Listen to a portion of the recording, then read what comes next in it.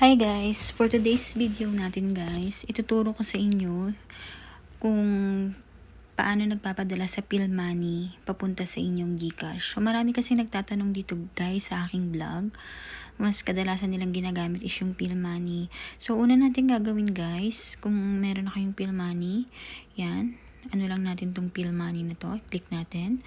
After that guys, makikita nyo naman yung palitan which is 1.733.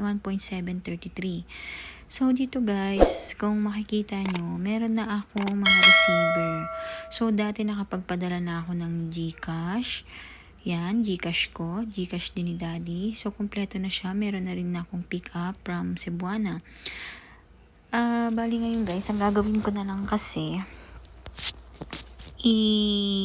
papakita ko sa inyo kung paano natin i-add dito yung GCash pag hindi pa siya nakasama dito sa pinagpipilian mo mga receivers. So, una mong gagawin guys, punta ka sa remittances. Wala na kasi akong sample ng GCash ngayon So, mag-iimbento na lang tayo ng number. For example guys, mode of payment. 7-Eleven na lang kunyari tayo. Select receiver. So, dito guys, nandito na yung aking GCash, yung aking BDO. Kahit dun sa pickup, may pinadalan din ako via Cebuana. Ang gagawin ko dyan guys, sa select receiver, since wala pa naman guys, add na lang tayo kunyari, no? Mag-add na lang tayo para mapakita ko sa inyo ng actual. So, add natin yan. Ngayon dito guys, pag in-add mo siya at GCash ang gusto mong padalahan, pumunta ka lang dito sa bank to bank. So, eto guys, ang i-click nyo is yung bank to bank. Ang bank to bank kasi natin guys, dito po nakukover ng ating GCash. So, pipil upan nyo lang to guys. Relationship, first name, middle name. Wala na kasi akong mailagay na GCash account na pwede nating pagdemohan sa pagpadalahan. Nag-corrupt kasi yung una ko nitong tutorial. So, ito guys, pipil upan nyo lang ito guys. Yan. Dito guys sa bank name. Yan.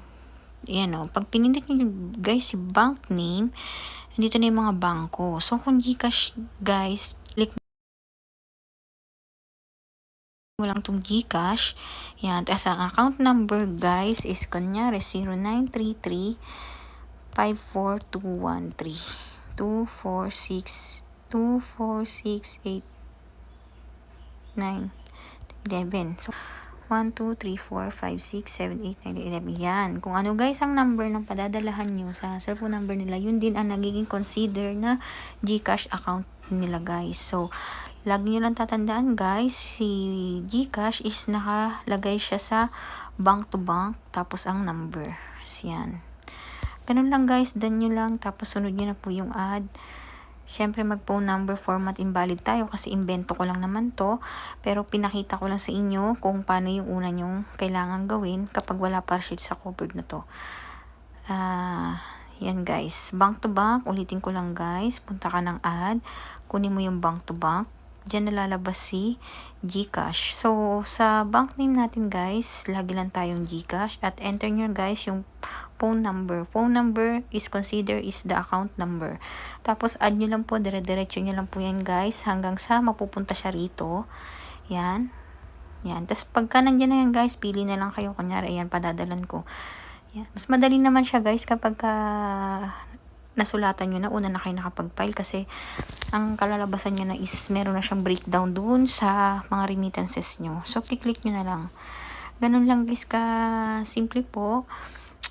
Pa-like, share, and subscribe naman po guys ang aking mga videos. At kung hindi pa po kayo nakasubscribe, huwag nyo pong kalimutan mag-subscribe guys sa aking YT channel. So, thank you guys. Enjoy your day and stay safe as always. Thank you.